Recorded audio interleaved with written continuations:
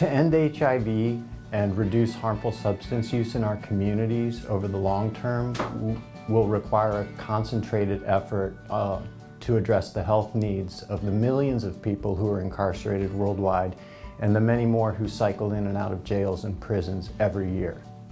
We know that people in prison are disproportionately affected by certain conditions like HIV, substance use, and COVID-19. When we fail to address adequately the health needs of people in prison, it has devastating consequences, not only for the individuals, but for the communities to which they return. Specific problem that my research addresses is non-adherence to prescribed treatments after prison release. So globally, adherence to treatments, including HIV medicines, drops sharply after prison release. And those individuals don't receive the full benefits of those treatments, and it shortens their survival and it increases their odds of transmitting HIV to somebody else. So we have a very close focus on what we can do to increase access to these medications and increase compliance and adherence to these medications after prison release.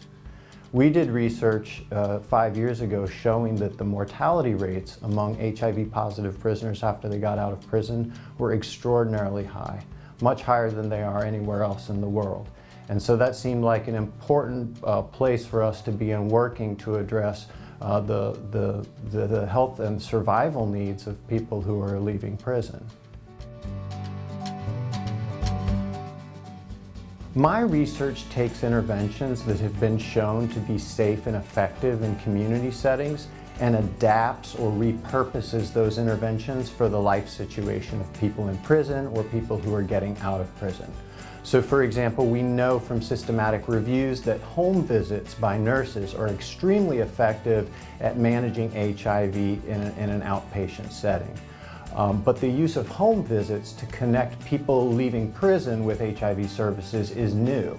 And so what we're doing in Indonesia is we are training nurses to conduct home visits with men who are leaving prison, men with HIV who are leaving prison, and use those home visits to transition people back onto public health HIV services. So we're using an established nursing intervention, home visits, to close a gap in care for a very vulnerable population. The long-term goal is to reduce the harmful effects of incarceration to individuals and society. Certainly for the short term, that means ensuring that people in prison have access to the same health services that people in the community have access to. But we also have to take a hard look at safe ways to reduce incarceration and eliminate incarceration as a knee-jerk solution to social problems that we have.